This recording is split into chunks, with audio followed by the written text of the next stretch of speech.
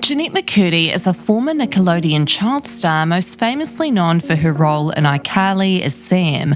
Unfortunately, her time at Nickelodeon was not all rainbows and sunshine, as she recently revealed in her exposal book, I'm Glad My Mom Died. This book had some upsetting topics such as child abuse, DV, and EDs. But what can you expect when the title literally reads, I'm Glad My Mom Died? So let's expose the main key things that happened in this book. The first half of this book is titled Before, where Jennette explains what life was like before her mother died. Something she said in the prologue of the book which really stood out and shaped just how dark this book was going to be was where she said if her weight wasn't enough to wake her mum up on her deathbed, then nothing would. Such powerful words. Her mother lived her dream of acting through Jennette. This is yet another good example of the dark side to child stars and how it leaves them with childhood trauma and usually no money because the parents take it all, just like what happened with McCurdy. The book started off with Jennette recounting the beginning of her acting career as a child and her mum pushing her even though it wasn't her passion. Jennette discussed how her mum and dad used to fight a lot, and at one point her mother had a knife and lunged at her father.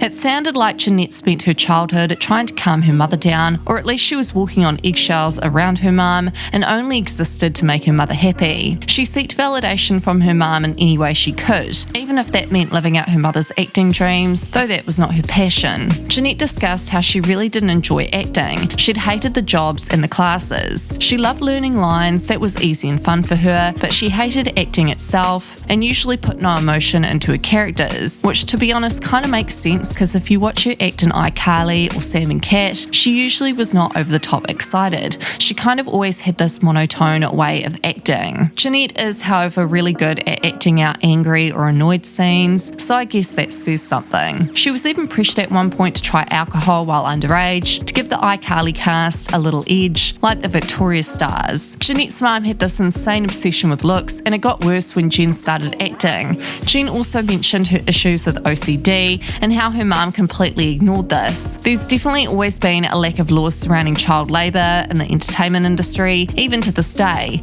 Jen recounted having to work even when she was sick. Jen even said at one point she told her mum she didn't want to act, but her mum started acting all hysterical and manipulated her into thinking that acting was what she really wanted to do. Her mum also manipulated her into having an ED. It was so disturbing, like her mum would apparently be thrilled when Jen would show her half-eaten plate of dinner that would only consist of steamed veggies. They would hide her ED from the doctor's appointments too. There was also other super weird things like her mum showering her when she was old enough to shower herself, even at 12 years old, and she'd shower her and her brother together. She'd also perform private part exams on her daughter in front of her brother too, to see if she had lumps on her. Jennette discussed her and Miranda's relationship and how it blossomed through working together on iCarly, even though Jennette's mum wasn't keen on them being friends because Miranda wasn't religious. The infamous Nickelodeon director Dan Schneider was obviously brought up quite frequently throughout the book. Schneider has been exposed many times for misconduct during his Nickelodeon reign by many people. Jennette went in depth surrounding his treatment towards her and her castmates. She referred to him as the creator throughout the book, exposing awful things he'd do. Jennette's rise to fame was filled with anxiety and bitterness. She started to resent her mother, the person she lived for.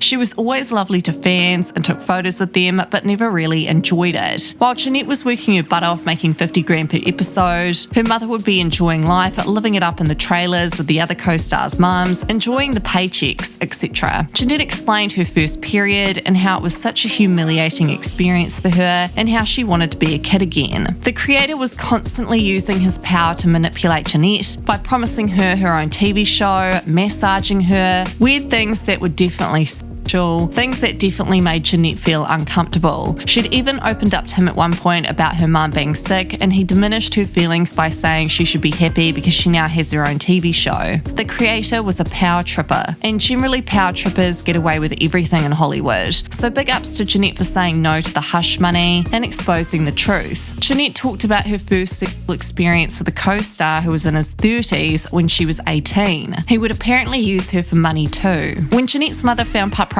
pics of them together in Hawaii from TMZ, she started abusing Jen far more than ever before, and would even write posts to her fans and accuse Jen of being the reason she got sick again. When iCarly finished up, Jennette was really upset, not because of the TV show, but more so because she was saying goodbye to Miranda and her other co-stars who she'd grown close to. After explaining how she'd lost her mother, readers were then met with the next half of the book called After, where Jennette started to expose more dark truths to the world of Nickelodeon, childhood trauma, and the trauma of Hollywood. She'd explained how she'd honour her mother by not eating, and discussed how trauma has resulted in her lack of hunger. Jennette discussed the 3 reasons why she was jealous of Ariana Grande when they started working together on their new show called Cat and Sam. Jennette explained that her jealousy came from the unfairness surrounding how Nickelodeon would treat her in comparison to how they'd treat Ariana. Jen also said that Ariana didn't have a rough upbringing like she did. And then lastly, Ariana's career was taking off, whereas Jen's wasn't. It was more so stagnant. The breaking point for Jennette was when Ariana bragged about hanging at Tom Hanks' house the night before playing charades. The main reason Jennette was angry with Ariana was because Nickelodeon had originally promised Jennette her own show, but instead her solo show got turned into Sam and Cat. Jennette was finally somewhat happy and finally felt somewhat seen when she was allowed to direct her first ever episode of television. But then Nickelodeon decided no, Jen wouldn't get to direct an episode anymore,